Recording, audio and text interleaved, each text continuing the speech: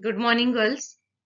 We have done up to this paragraph कि 1848 ईस्वी में पुणे नगर में सावित्री ज्योतिबा महोदय के साथ सावित्री ने कन्याओं के लिए प्रदेश का पहला विद्यालय प्रारंभ किया था। तब वे केवल 17 वर्ष की थी। 1851 ईस्वी में छुआछूत से तिरस्कृत समुदाय की लड़कियों के लिए अलग से उन्होंने दूसरा विद्यालय प्रारंभ किया। Up to here, I explained in the previous video. Now the next paragraph. सामाजिक कुरीतिनाम सावित्री मुखरम विरोधम अकरोत। सामाजिक कुरीति यानी समाज में जो गलत कार्य, गलत धारणाएं फैली हैं, उन्हें कहा जाता है कुरीति। तो समाज में जो कुरीतियां थी, सावित्री ने उनका बहुत विरोध किया। विधवाओं का शिरोमुंडन, चलन, ये एक प्रकार से कुरीति पहले हमारे समाज में बहुत फैली थी कि जो लड़की विधवा हो जाती थी उनका सिर मुंडवा दिया जाता था, यानी उनके सिर के बाल पूरे काट दिए जाते थे ताकि उनका सौंदर्य समाप्त हो जाए। और विधवाओं का सिर मुंडना, इसके निराकरण यानी इसे रोकने के लिए वह साक्षात नाइयों से मिली। सावित्री ने उस समय स्त्रियों के ऊपर ये जो अत्याचार हो रहा था, इसे रोकने के लिए वह नापितय है यानी नाइयों से, साक्षात यानी प्रत्यक्ष, यानी खुद जाकर वह प्रत्यक्ष रूप से नाइयों से मिली।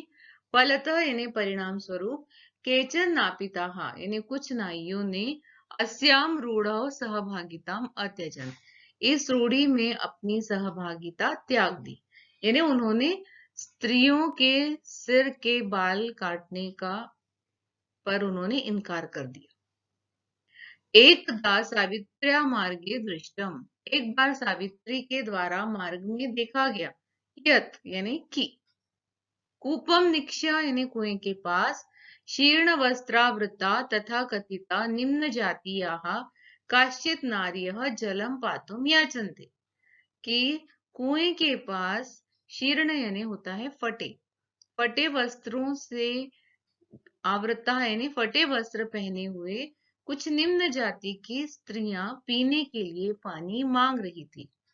उच्च वर्गीय उपहासम कुर्वन्तः, और जो उच्च वर्गीय थे उनका मजाक उड़ाते हुए कूपात जलोद्धरणम अवार्य, कुएं से पानी ग्रहण करने के लिए उन्हें रोका।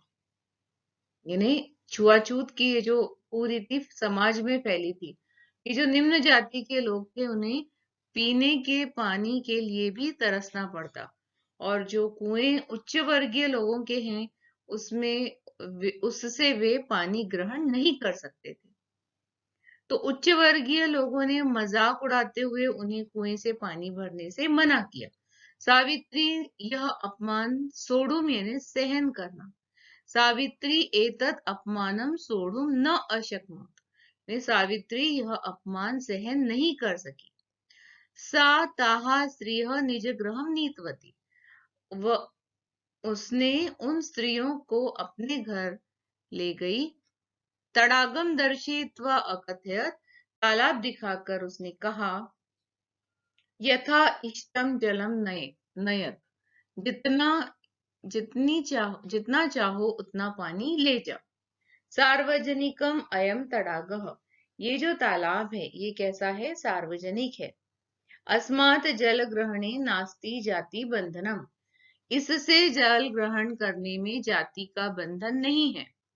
तया मनुष्याणां समानतायाः स्वतंत्रतायाः च पक्षः सर्वदा समर्थितः, यानी उसके द्वारा यानी सावित्री के द्वारा मनुष्यों की समानता और मनुष्यों की स्वतंत्रता का पक्ष हमेशा लिया गया और हमेशा उसका समर्थन उसने किया।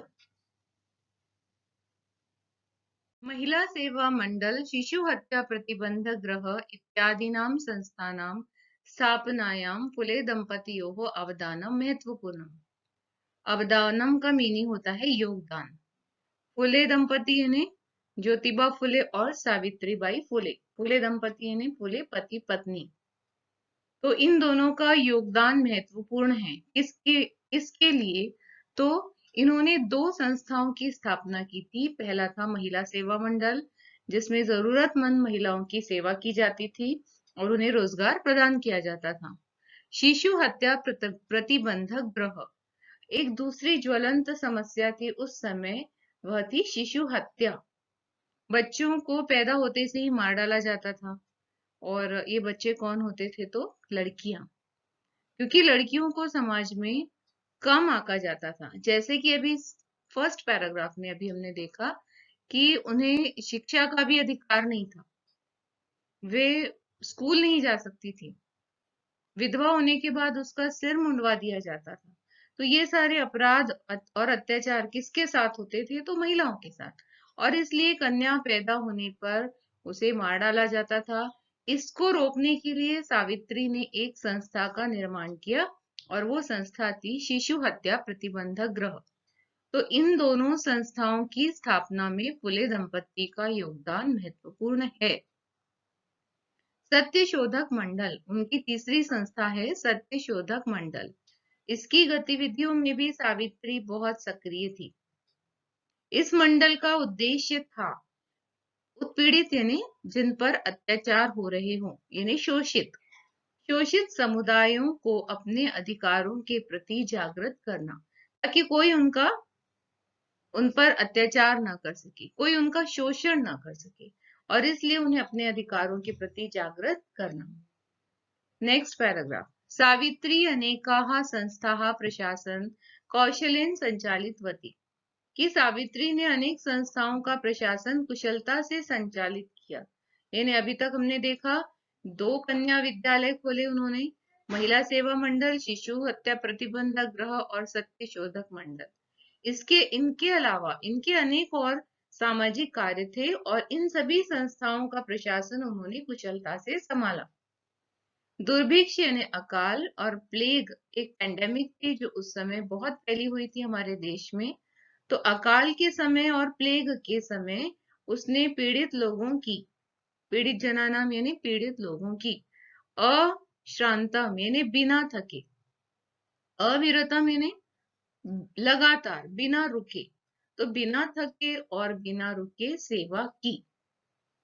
चिल्ड्रन, आज भी हम देखते हैं कि जो कोरोना पेंडेमिक फैली हुई है, तो इसमें कई लोग, कई समाज सेवी संस्थाएं भी अपना ख्याल न रखकर इन पीड़ित लोगों की सहायता के लिए कितनी आगे आ रही है। जैसे कि हमारे डॉक्टर्स हैं या फिर जो सफाई कर्मचारी हैं, ठीक है, तो ये सब भी लोगों की सेवा में ही लगी हैं। तो वैसे ही सावित्री भी अकाल के समय और प्लेग के समय पीड़ित लोगों की उन्होंने बिना रुके और बिना थके सेवा की। सहायता सामग्री व्यवस्थाएं सा सर्वथा प्रयासम अकरोत, और उन्हें सहायता सामग्री की व्यवस्था के लिए उन्होंने पूरा प्रयास किया। सर्वथा यानी हर प्रकार से उसने प्रयास किया। महारोग प्रसार काले सेवारता सा स्वयं असाध्य रोगेण ग्रस्ता 1897 तमे ख्रिस्ताब्दे निधनम गता।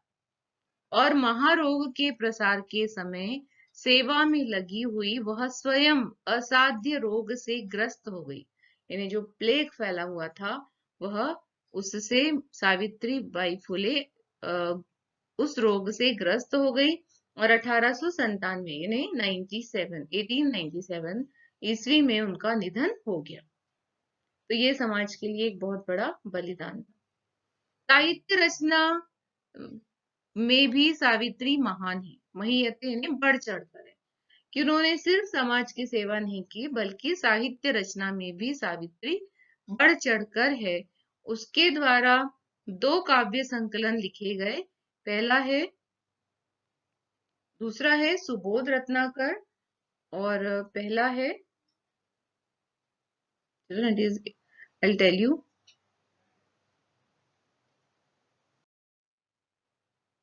साहित्य रचना में भी सावित्री महान है।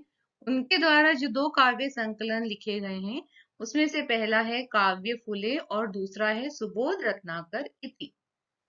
भारत देश में महिला उत्थान महिला के उत्थान का, षष्ठी विभक्ति है, महिला उत्थानस्य यानी महिलाओं को ऊपर लाने के लिए।